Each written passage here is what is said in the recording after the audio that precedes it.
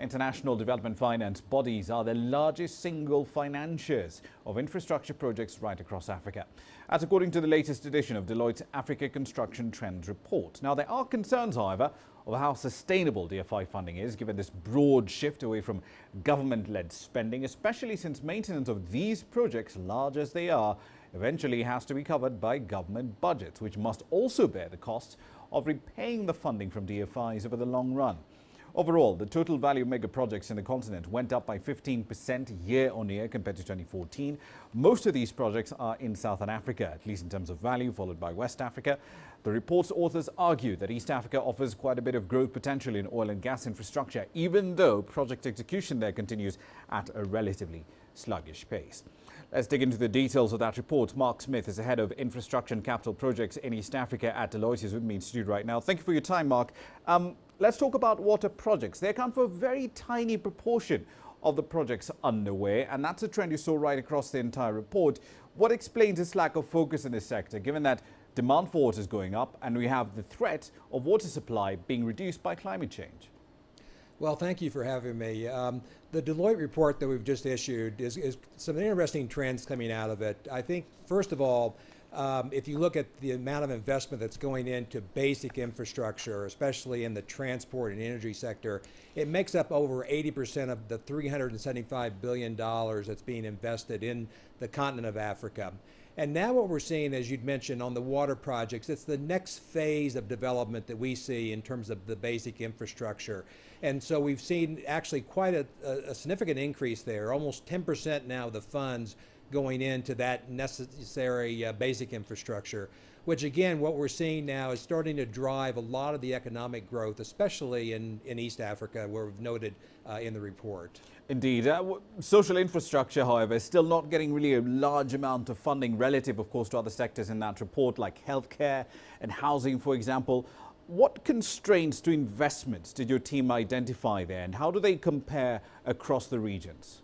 Well, again, I think what we're seeing, both from the donor funds and the DFI entities that are investing heavily into the continent of Africa, they're really looking now to say what is going to drive economic growth and continue the trend that we're seeing.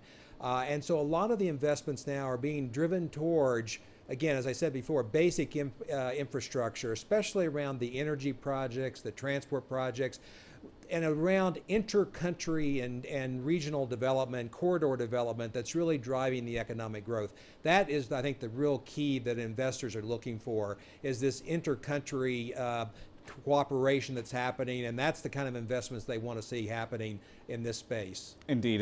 Just a quick question about methodology. The port of Bagamoyo in Tanzania, it's cited in the report, but the Tanzanian government suspended work on that $10 billion facility earlier this year. Has that position changed? So that one will continue, and in fact what we're seeing now, not only in Tanzania around the port development, but also in Kenya with the new Lapsik corridor that's going into place, and Lamu port that's now under construction. Again, what we're seeing is that just goes a part of all the transport corridor plans, not only on port development, but also on the rail development that's now happening in the region. Indeed. The report also pointed to a tendency by governments, at least in West Africa, to put some projects on hold even as new ones come online. Given the decline you're seeing in commodity prices and revenues, is that trend going to be more prominent this year and possibly in 2017 as well? Yes, it's a trend that we're clearly watching very carefully. If you looked at our report as it relates to the oil and gas development with the drop in the commodity prices, we've had almost a 50% decline in oil and gas capital projects. Again, not so much that they're being shut down or mothballed, but they're just being stretched out. Again, just kind of wait and see what's going to happen with the commodity prices. So that's been quite a bit of a decrease, but it also applies to certain regions. Obviously, West Africa clearly impacted by that. Southern Africa, the same thing with Mozambique. East Africa, we see that to be fairly well protected because there's not such a dominance on the oil and gas capital investment within that particular region. One final question for you, Mark. Do you expect DFI share funding in West Africa to approach the levels we're seeing in East Africa, especially given that trend you've just identified, the hollowing out of government revenues due to the crash in commodities? Well, I think DFIs are clearly looking not just at the African continent as a whole, but really region by region.